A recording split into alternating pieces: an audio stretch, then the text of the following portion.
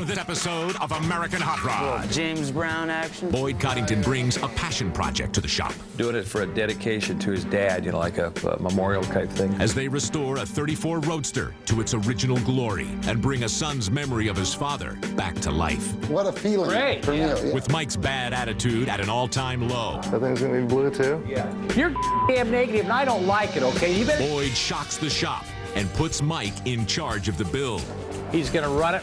hoping he'll rise to the challenge. But when this resto rod pushes the guys too far, frustration leads to friction. I can believe it. I've built a lot more cars than you've ever Will seen. Mike's bad attitude slow the team down? Leadership and decisions. Or will he change his ways and lead his team to victory? I don't think Mike has a managing style. He has a style. On this episode of American Hot Rod.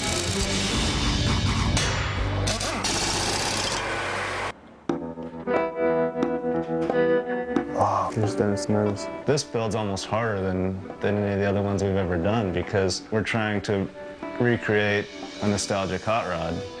It's got the trunk lid with the Dennis the Menace and the pickaxe against the flathead.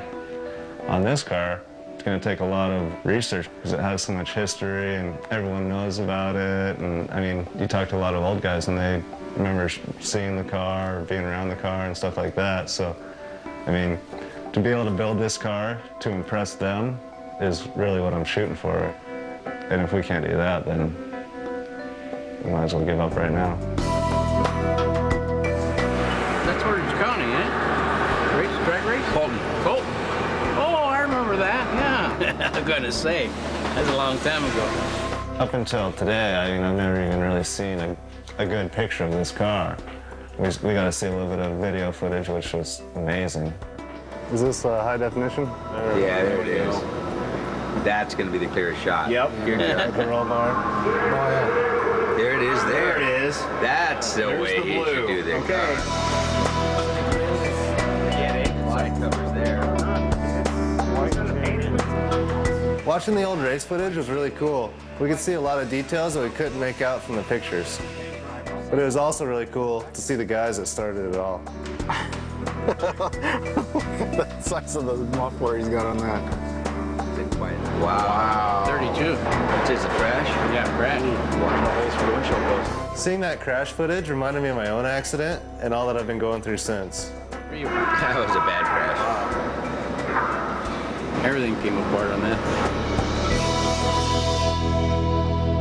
Morning, Mike. Come on in. Go ahead and sign in. You bring your x-ray in? Yeah. The accident was 4 years ago, almost to the day. Come on in here for a second.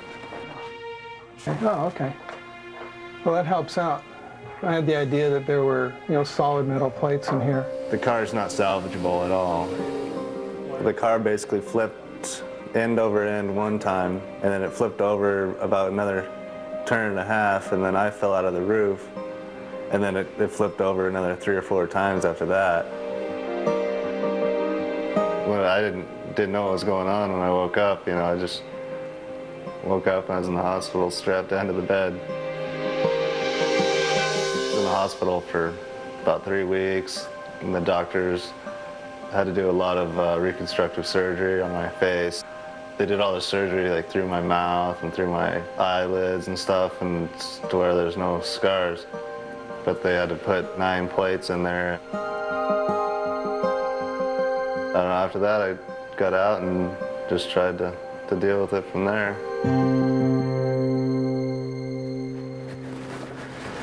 Okay, have a seat.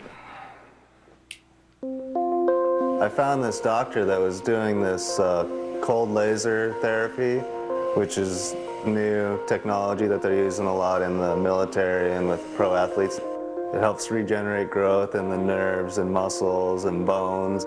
So how have things been going, Mike, since we started this? I'm definitely noticing a lot more movement in my lips and eyebrows and that kind of stuff.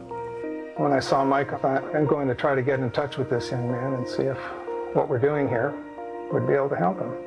As it turns out, we're starting to see some improvement. When I first got out of the hospital, I couldn't close my eyes at all.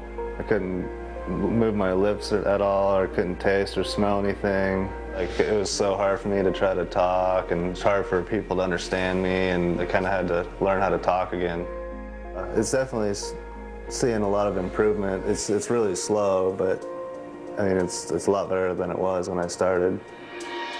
I've been working on my smile and trying to close my lips. Right. Those are the two things I'm focusing on the most right now. Your smiles have improved a lot. Yeah, more noticeable. Ever since I started going to Dr. Stanbridge, I've started noticing changes real slightly, and I don't know, it gives me a lot of motivation to try to work towards getting fully recovered. I guess you could say it's given me more confidence and just a lot more hope is probably the greatest thing I've noticed.